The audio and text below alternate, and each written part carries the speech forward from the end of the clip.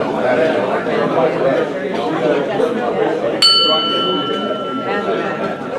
gotten on Cookie's radar, you're in trouble. Just don't look her in the eye and you'll get more jobs. Alright, I have a cold, so I was going to try and use that. But good morning, Gate City Rotary. Good morning. Good morning, Rick. Hope everyone's doing well today. Let's see, we have our invocation, pledge, and four-way test of Rotary Moment. If you'd like to share it with Steve Brandon. I wasn't sure. Now you are. No, well, let's all bow our heads.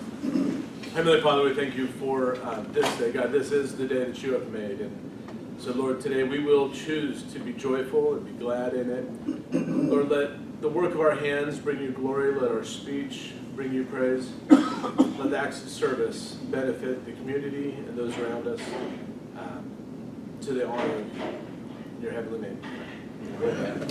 Let's stand. Pledge allegiance.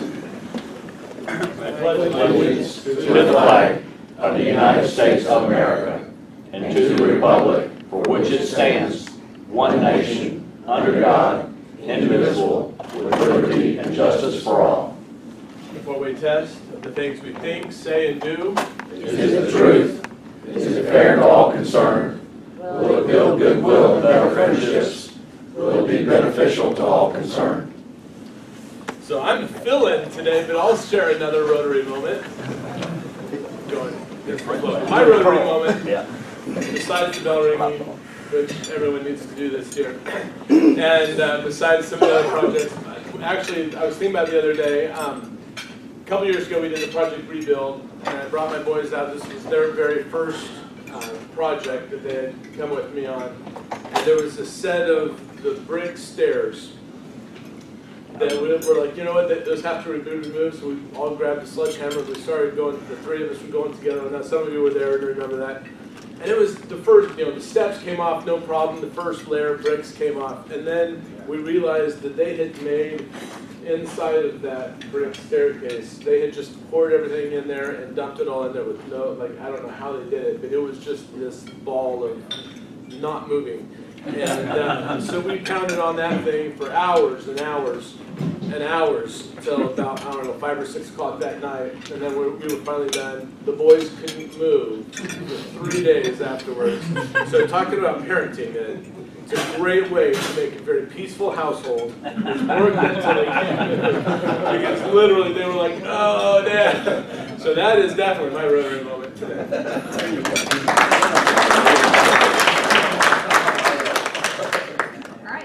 Sergeant at Arms report.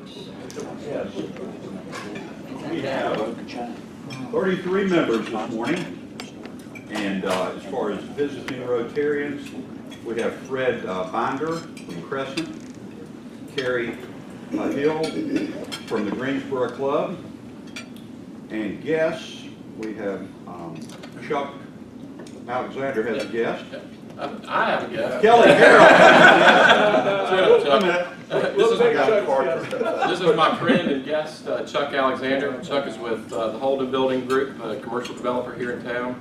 A good friend, and has 2 teenage daughters. Two teenagers, one at Page, one at Mendenhall, and is just exploring Rotary. So please welcome Chuck Alexander. And Tracy Patterson. This is my dear friend Tracy Patterson. She works with Emily at Center for Creative Leadership. She volunteers, she's active in the community, and she's got 2 sons and a wonderful husband. And Dan, I believe. I'll introduce April in just a little bit. She's our speaker this morning. Okay. But Tracy's also a former Rotary ambassadorial scholar who spoke at our club a couple of years ago. Let's see, birthdays and anniversaries. All right, this morning we have no anniversaries this week, and Max Kern's birthday is the 7th, which is today. Which is today. I was really hoping Max would I don't know show up if so we could sing to him. But we do have the video. Mid will sing a solo for the video. I'll sing a solo. Happy birthday to you. Happy birthday to you. Happy birthday, Max Kern. Happy birthday to you.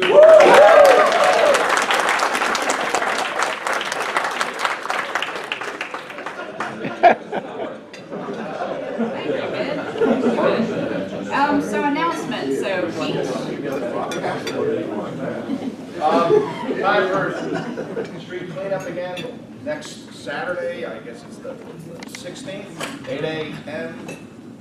Is Cleopatra still open? Yeah, right there. Side of the former Cleopatra. But anyway, I got the sticks, the bags, and the vest, so. What day was that, Pete? Next Saturday, not this one, next week. Okay? The easiest makeup in the world, takes about 45 minutes to an hour. See you there. Okay, so we'll get an email out, so yeah, we clean up next Saturday. So quick announcement, the district governor's official visit to Gate City Rotary is August 21st, so in just a couple of weeks, so please make plans to attend. We'd certainly like to have a good showing when the district governor is here. For any of you who still have the red badge and need to attend a board meeting, feel free to join us afterwards. We always have our we always have the board meeting that month with the district governor after his visit, so feel free to join us for that. So again, August 21st, again, I'll send that out to everyone. Would love to have as many members who are in town. Clearly, you know, it's August, we have vacations going on. So I just wanted to say a quick word about attendance and fellowship. And so when I did an internet search around, you know, fellowship and Rotary, I found the following statement. Fellowship is the glue that holds Rotary clubs together. Paul Harris knew this from day one. Some might consider it a selfish reason to join for the friendships, but having friends is as important to one's health as breathing. Harris rejoiced in the fellowship of Rotary, and he wanted every Rotarian to rejoice with him. And so this is really reflected in Rotary International's guideline that 40% of your attendance should be with your home club. And so our secretaries, you know, they work very diligently around attendance and makeups. Attendance is really only important in terms of the fellowship aspect, because it's an indicator of our engagement, you know, with each other and with Rotary. But I've heard some recent feedback that while we have high attendance, we may not feel as engaged with each other as we would like to be. So I am going to have a focus on fellowship throughout the year, maybe not every week, but certainly a couple of times a month. And certainly at CCL we have plenty of, you know, activities in our toolkit for doing that. And so this week I want to do a quick activity at your table. I want you to learn something new about every single person at your table. So something you didn't know about them, or something that's going on in their life that you didn't know about. So let's just do that quickly, and then let's engage in some fellowship here and learn something new about everybody at your table.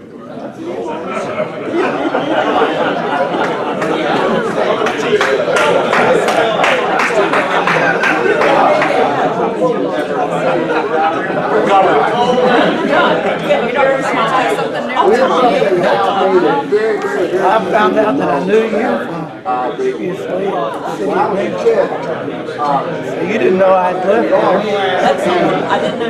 My dad, you know, to do something, he he's always in little boy in high school. So Dad, I want to teach you to read that. So we piled them up in a 1952 Plymouth and took them out to the farm pond. Put them out. So what you got? All the way back to the shore. So, some of you may know I took up boxing 6 months ago or so. I just wanted something to have my exercise routine. But then I had a friend who actually gave me one of the standing bags. So if I have it now, I have my boxing stuff. It's kind of bad. This one is a standing bag. It really is a standing bag. I'll show you a picture. No, I've thought about that. I really just looked online. Just did videos. Yeah. It's not like I'm really trying to be a boxer. It's about the exercise.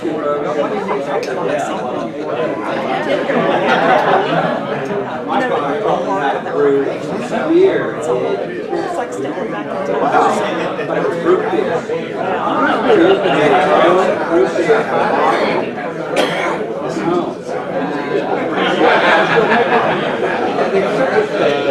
I don't know if it's natatorium or natatorium. I know neither of those words mean First,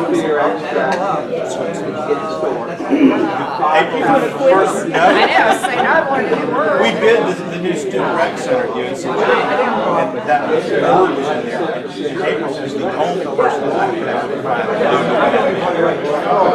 the architect. That's a swimming pool. Everybody knew what it was. No, I think it's something for butterflies.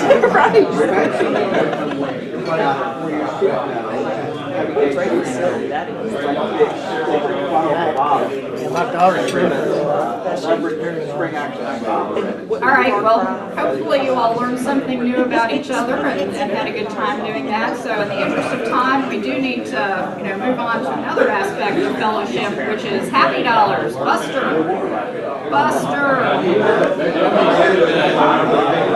He's right there. Buster. Happy dollars. I'm sorry, we're having fellowship. You started this. We can't be breaking this up for, We're on a roll. it's like a lot of those things, Emily. Everybody grows and then everybody has a great time. I know. So that's really fun. Zen, I see your dollar. You go ahead. Oh, yeah. Girls get it. I was hoping you'd see me because I brought 5, Yes, which you means did. I'm gonna be here for a long time. Whether you like it or not. Emily, I love you, but you just took the wind out of my sails this morning. Because when I walked in here, I told them my happy dollar, I told him, it's not gonna be a happy one, it's gonna be a gripe and grief and angry at the whole world, which I shouldn't be a secretary. That's my But I fault. am. Look at me. That's not happening. Emily, you're so right. I'm a 3-time Rotarian. Does that make me a better Rotarian than anybody? No. Rotary is not about how much money you have, what CEO you are, or what charities you run. Rotary is about inclusiveness. It's about friendship. One of the things I was about to say, and some of my targets are not here today, which makes it sad, but I'm hoping they'll watch the movie and still hate me for it. It's a moment, your happy dollar is when you tell your friends, your so-called friends, about what you are going through. You are rejoicing. It's about taking that cleaner in your office, saying hello to them. How do you do today? How are you feeling today? It's about knowing that person sitting by you. It's about knowing their name, their lives. When I joined Gay City Rotary, it was amazing. I walk in here, I'll see Kelly Harrow, I'll see Mr. Man, and all of a sudden, I felt like I belonged. But we are so competitive driven. We are throwing money at everything. The more money we can contribute, the better. What happened to friendship? What happened to service above self? And yes, I have no right to stand here and rant and rave about it because I don't even show up for meetings. But that is why I need my friends. That is why you have to call me and say, are you okay? Do you even know the person sitting beside you? Do you know their name?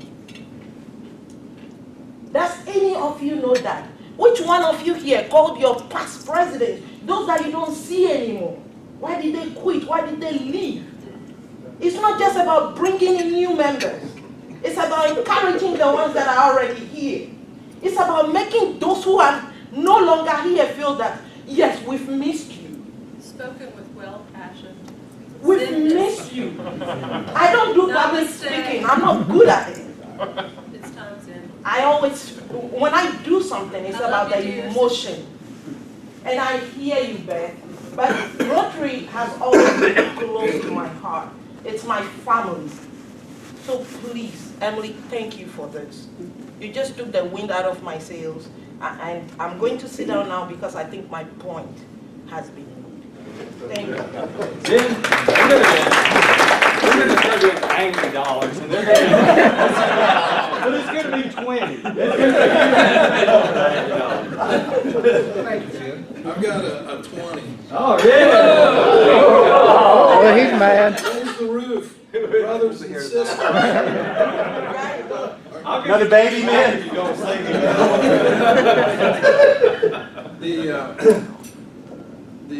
My 20 is, my wife's expecting a 4th child. Some of y'all new members, I've been kind of quiet. quite a wild lifestyle change, and and my wife, you know, she doubled up, man, every time, man. And she goes, "You're not gonna believe this, man." And she took 4 of those EPT tests, you know, and they were negative. So just in the future, if you take it, you know, tinkle in the cup, and you dip the thing and look, it'll say negative. But it's not saturated enough. You read the directions, it says you gotta keep that sucker in there 20 seconds. You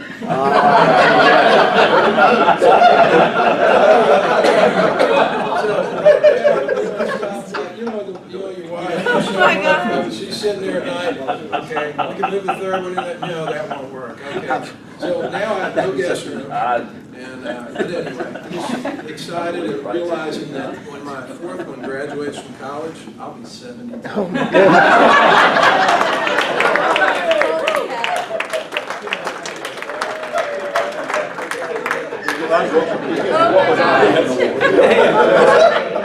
I got a happy dollar for anybody that will have the talk with Mid.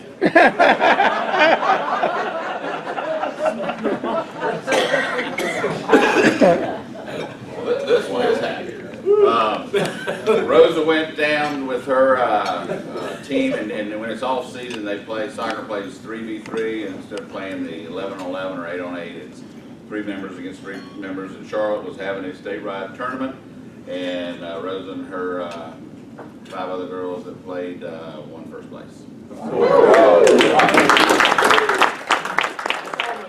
always don't even have to tell us they won first place. Anything Rose is on, we're pretty much one. Well, if they're happy, Thought about it. Well, it's a big day, too. I'll throw one more. All right, shit. We just got back from a quick trip to Washington, D.C. Took Wilder up there. He had never been to Washington or seen all the monuments, which means he's been in every state, all the contiguous states anyway. So that sort of completed a bucket list thing for him. But on the way back, we asked him what the most impressive thing that he saw was. And we'd seen the Holocaust Museum and done a limousine tour of all the monuments at night and, you know, all kinds of history, really crammed the air and space and all that. And he said, well, Joe, the limousine driver who did the tour at night of all the monuments, and it also included Embassy Row and all that. And I said, well, what about that? And he says, when Joe started talking about the lady from the French embassy, and she had this friend at the German embassy, and when the ambassador was out of town, she would go over and visit for the evening. okay.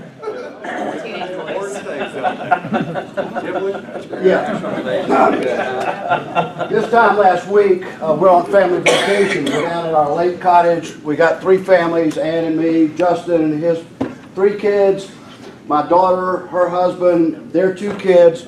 And so Justin brings a bucket of range balls that he's collected. And over the years, he used to work at a golf course during college. And he set the kids down on the top of the dock.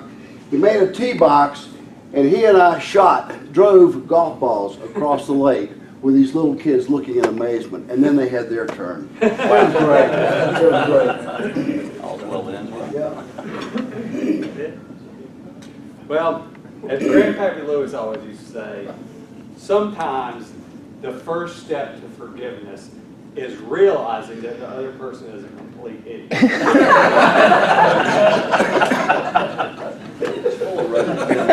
All right, thank you very much, Buster.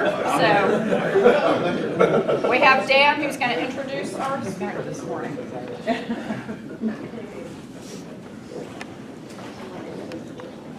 I don't need that. Mid, you're killing me. It is a pleasure. I haven't seen April in probably 30 years.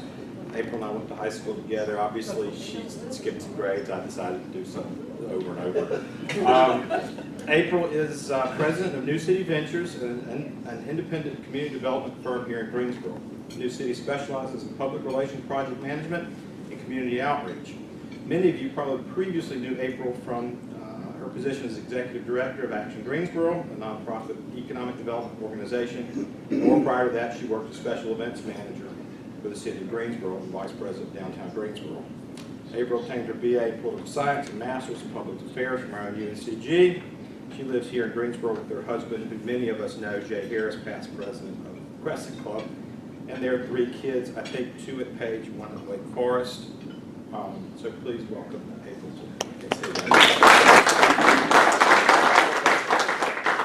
Thank you guys for having me. I'm a big Rotary fan, and it was great when Jay was president of Crescent. We got to go to the international conference and really learned a lot about the good work of Rotary, and it was a great experience. So I highly recommend that conference. Is Patrick Eakes your district governor now? He is. Yeah. I'm sorry. He's a good friend. He's going to do a great job. So thank you for having me. It's great to be here, and what a great location, too. I am going to talk about the entrepreneurial climate in Greensboro. I write a monthly column for the News and Record on innovation. And so I've been tuned into this topic for a while, and it's interesting to me to think about the mind of the innovator, sort of the culture of innovation, and also what the entrepreneurial mindset is like. And I thought a lot about this topic in the past year or so when we were taking trips to other cities and thinking about all the assets that places like Durham and Raleigh and Charlotte and Winston had to offer for entrepreneurs. And we're a little self-critical sometimes, I think, as a community. So one thing that I always try to do in my columns and in my work is to think about what's great about Greensboro, because, I mean, I don't need to tell this group, it really is a great place to live and raise children. So I still can't get over it. Lots of. So I like to think about the assets we have, and when I began to look at the entrepreneurial climate, really we've got a lot here. We're just not talking about it a lot, and we're not thinking about it in a holistic way. So I put together some information for you guys. Can you all see that all right? Yes. The main thing that I had to learn at the beginning of the research was really the difference between a small business owner and an entrepreneur. And we tend to use these terms interchangeably, but really the small business owner, I took a picture of dog days where we take our dog. Are you guys familiar with that? So they do a doggy daycare and boarding. It's amazing. I mean, people are just swiping their debit cards all day in that place. It's really terrific. But they've got a great idea. They've got a great customer base. They love their customer, work hard. But the small business owner tends to be pretty calculated in their decision making. They're thinking about the next week and the next month, and they tend to stay in that business and don't really have plans to sell it or leave it unless they sell it to a family member. But the entrepreneur, this guy, you guys know who this is?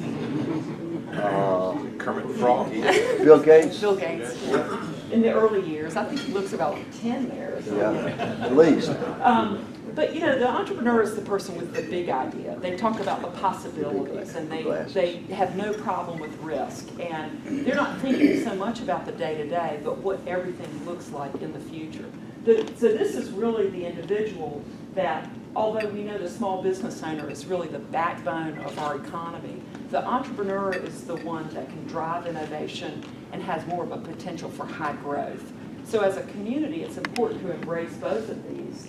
The entrepreneur is really the one that's going to take us to the next level. So in looking at the different stages of entrepreneurial companies, we've got here in Greensboro a good set of programs and physical locations for this early phase. So this phase here goes from an initial concept to incubation and startup. It's really the most critical for an entrepreneur. For first-time entrepreneurs, only about 18% of them will succeed in what they're doing. So that means another 82% are going to fail. And so it's important in this early stage to really provide this source of support that they need and the equipment that they need in the space that they need. So then thinking about folks who are working in this initial concept stage, this is a program that occurs every month at Greensboro Coffee House. Do you guys know where that is on Lawndale? They've got a really nice auditorium in the basement, and folks can come, anybody can come. It's an open mic setting. You just come and talk about the idea that you have for a new business or company. And you can show a presentation, you can talk to the group will give you feedback. There tend to be some folks there who are either former entrepreneurs or run their own businesses, and they can give feedback to the folks that present. It's a very informal setting. I've been to a couple of these, and they're really quite fascinating. I've always been, I guess, a little envious envious of folks who they seem to just have 1,000 ideas for new businesses. And some of the stuff that you hear, there was one guy that I thought had a great idea. It was you would take a selfie of yourself on your phone, and then there would be a gauge where you could measure your sideburns.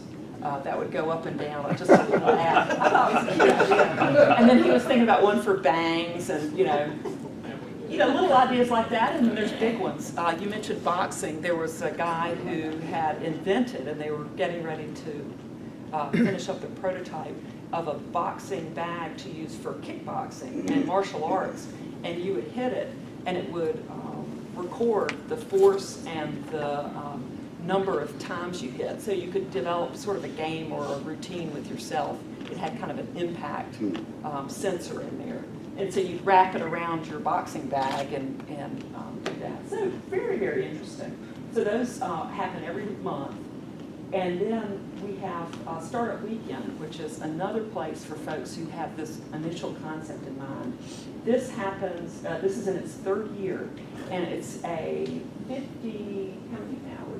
54-hour weekend that they had at the Nussbaum Center in the last time they held it. So you come on Friday night, you pitch your idea to a group of folks, either other startup companies or folks that just want to help out, and you get together in teams and you work all day Saturday and you talk about your market, you talk about your business plan, you talk about the viability of your product, then you come back on Sunday and pitch your product to a panel of investors, supposedly investors, and folks who are entrepreneurs, and there's a winner that comes out of it.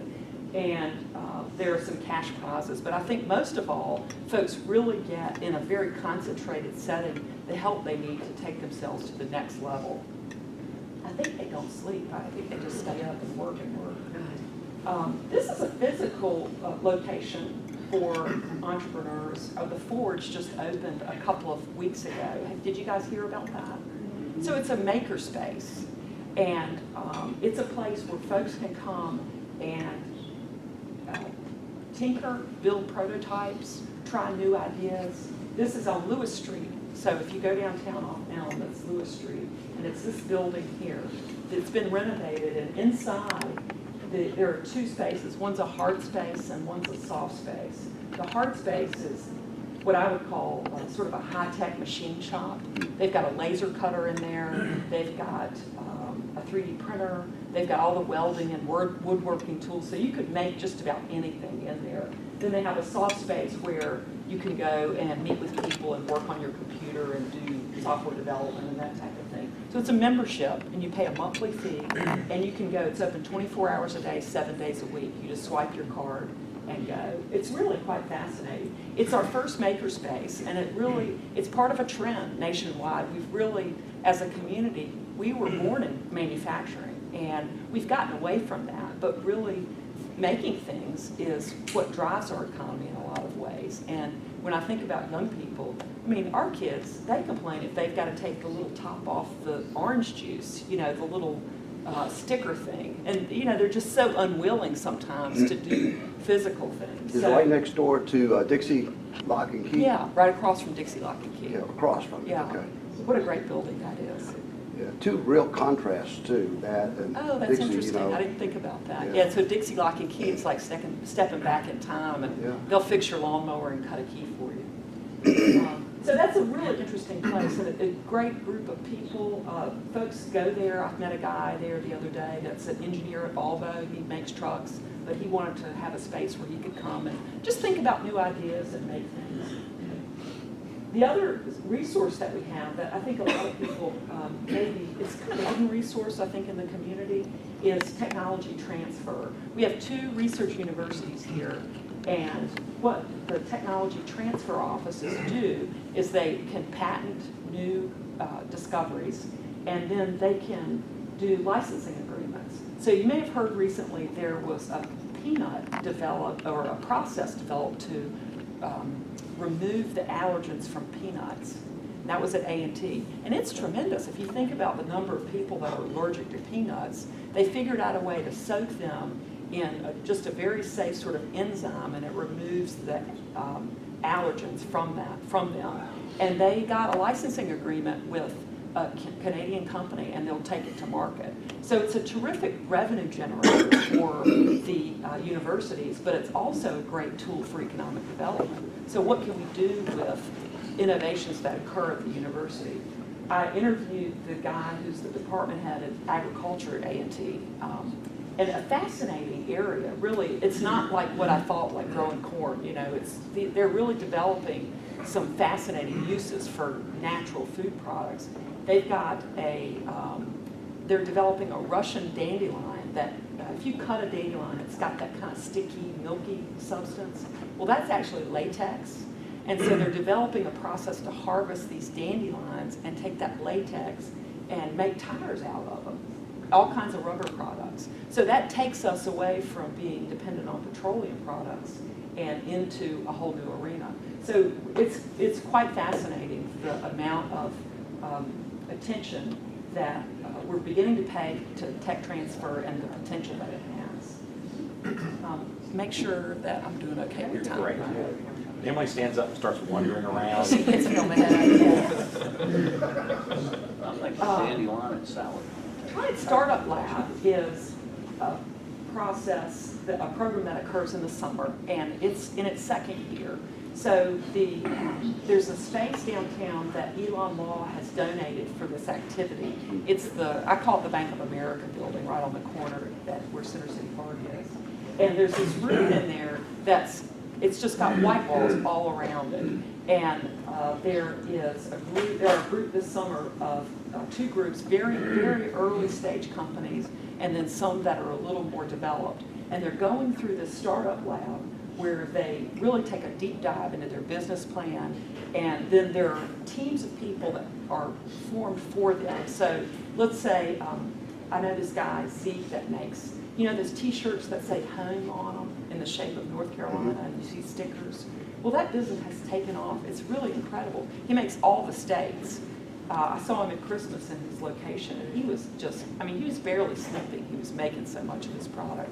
Well, he wants to take his business to the next level. He's got 100 ideas, but he really needed help with finances because he was keeping his inventory, just in little pieces of paper, and just had no system. And so he's going through the startup lab to really get some systems in place and keep his business in check. So he's a very typical example of somebody, great idea, really took off, and kind of needs to maybe ramp back and think about some structure. There's a lot of really neat ideas. This guy here has wooden bow ties. He's from Asheboro or Randleman, and he carves these bow ties out of wood, and he's absolutely adorable. Young guy. I think he's It's a little bit like John. Would you wear one? Yeah.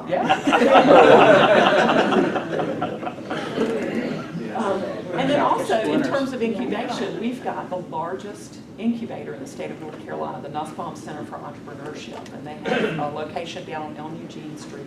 They've graduated 250 people, and I think the most extraordinary thing is they have an 80% success rate with the businesses coming out of there.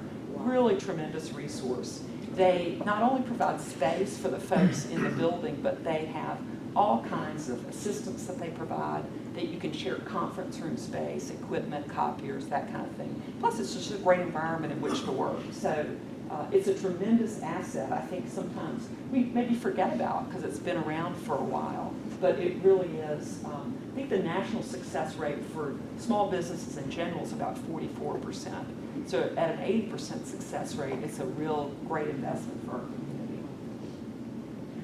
Then thinking about when businesses enter a startup mode, they need that seed funding to get started. They might need to build a prototype for something that they're thinking of in terms of a product. They might need funding to get a location or equipment. And Capital Connects is an event that occurs every year. And here they're moving from the angel investor is the one who tends to start out with this kind of the initial concept. And then the venture capitalists, which are a little more serious investments, will come to Capital Connects. And it's really a kind of a dating game, a meet and greet for investors to meet startup companies. And I'd be curious if I had more time to really track some of these companies and find out where they've been and how well they've done. I thought too about my friend Zeke who makes the t-shirts. He was in, are you familiar with the old Greensboro Gateway Center? It's on Elm and Lee. For startup companies, it doesn't offer services like the Nussbaum Center, but it's a great location for folks who need a relatively modestly priced office space. They've got some light manufacturing in there, and it's kind of another hidden gem in Greensboro. It's been there for years and years, and I'm always amazed when I go there the amount of companies that are coming through there, and so many have gotten their start there. So it's just another resource in terms of physical space. And then a recent development, probably in the last 4 or 5 years, are these co-work spaces. Are you familiar with them? So there are a couple here in Greensboro, and it's an open environment where startups can work side by side. But a lot of times in an open environment like that, they might rent a desk, but they're working side by side, and they can share ideas among like-minded companies. Some of these co-work spaces even interview and select certain types of companies to make sure that the mix is just right. So it's a terrific concept. It's inexpensive compared to private office space, and especially young people, I think, enjoy that more collaborative environment. This one here is on State Street. It's called Space Logics, and it's in an upper floor, and he's probably got about maybe 3,000 square feet up there. It's a terrific location.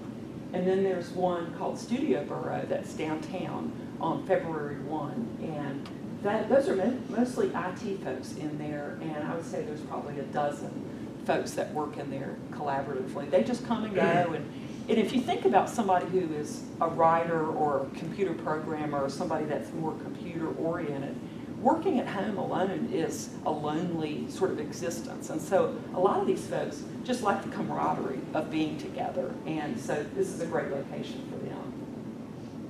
There are 2 co-work spaces that are bubbling up here in Greensboro. This is one on Green Street, and it's a building, if you know, Elon Law basically bought that whole block from Green to Commerce. And this is one of the buildings that sits in that block.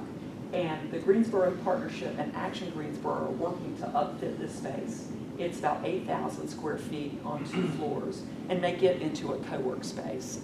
They are trying to figure out the mix. They're thinking about some student involvement in it and trying to figure out could some of the schools participate. But over the next few months, they're working to get that open. And then this is another building on Lewis Street, right beside the Forge. And the developer that is purchasing this building has talked about putting co-work space in this building as well. So if you think about Lewis Street, wow, I mean, they don't even have streetlights down there because it was just a bunch of warehouses, and Dixie Lock and Key was the only thing down there. Now these guys are, things are really happening down there with that whole area. So they're asking for streetlights now. Let's see. So for expansion, this is when the business starts getting into more of a traditional mode. So they're going to commercial realtors and their local bankers to get their funding. But this is more, and we've got this, we've really got this down. So these initial areas are the ones I think in the past few years, we've had to lift up programs to help get them to this level. And then the entrepreneur typically wants to think about that last step, which is selling the company or going for a public offering. And I think that's what also makes an entrepreneur distinctive. They are always looking for their next opportunity. And if you've heard the term serial entrepreneur, it's that person that loves to just get it going, hand it off, and move on to their next idea. So it's a very interesting world, and it's interesting when you talk to folks who have this mindset, because they just have so many ideas that bubble up, and they almost can't stop doing what they're doing. So I get it with the serial entrepreneur. This is a slide I put in here to just think about Greensboro as a location for entrepreneurs. And I have a study that I saw in this, it's an entrepreneurial magazine called Endeavor, and they interviewed 150 founders of some of the fastest growing companies, and they asked them about what type of city they preferred to live in. What were the attributes of a community that they liked? And the top attributes were personal connections and quality of life. And when I think about Greensboro, I really think about we have such a welcoming community, and it's so easy to connect in. I've heard people say that when they come here. And our quality of life, I mean, hands down, it's just terrific to live here with what we have. So they mentioned the key attributes were nature and cultural amenities in terms of a community, and we certainly have those. So thinking about the programs that we have and the physical locations and also just our attributes as a community, I really felt like we have the climate for entrepreneurs here. We just need to maybe package it or sell it a little bit more or just keep it going and talk about it. So I'm glad to talk about it with you guys. Thanks for having me.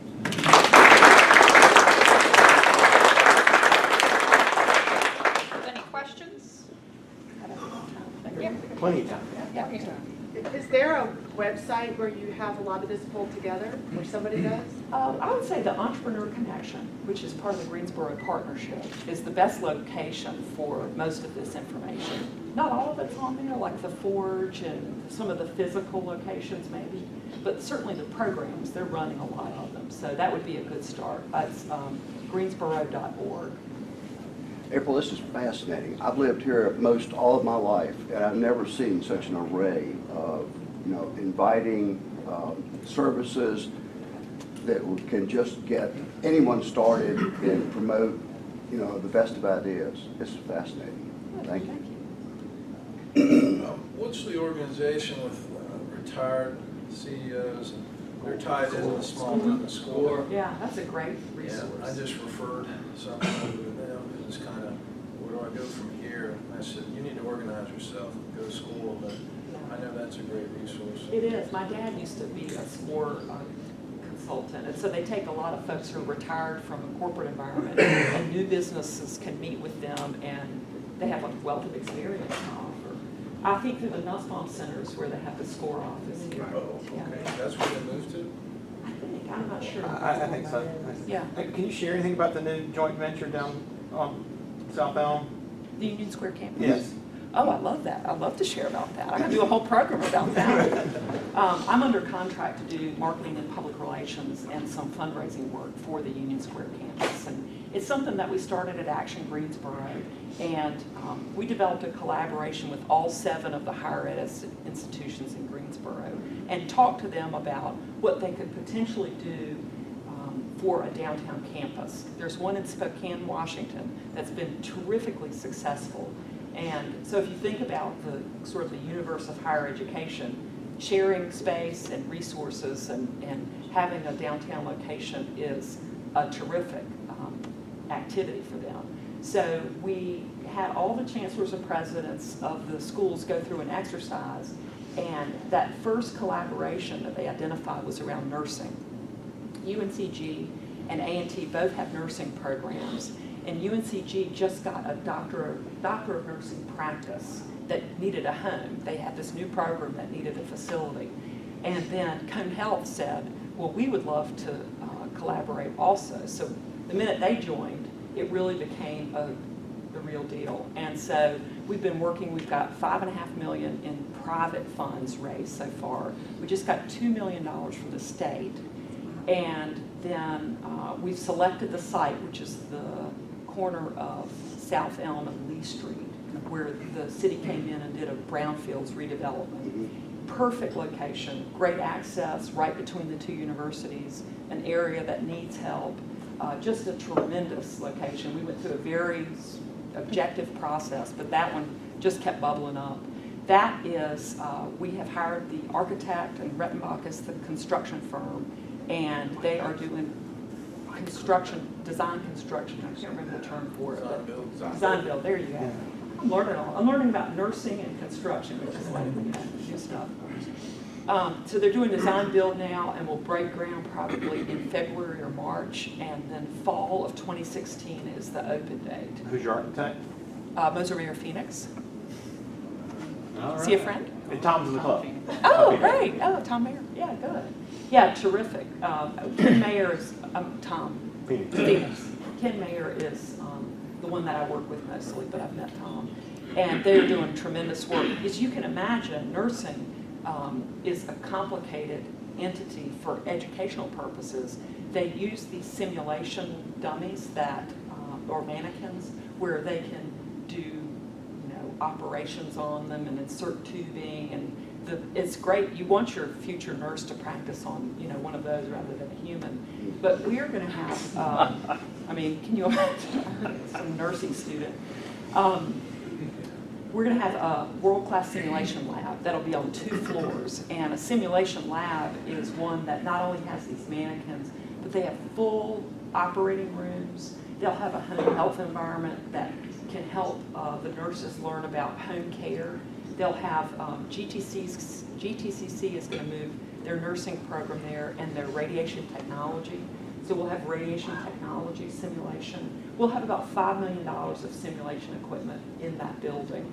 And so it'll be a great resource not only for the schools, but we visited a simulation lab in Florida, and they bring in outside groups. So physicians who want to train on certain equipment or with certain techniques, they'll come and talk to Kelly about having their convention there, right? And then they'll just come down the street and do their work. So that's what we want to do.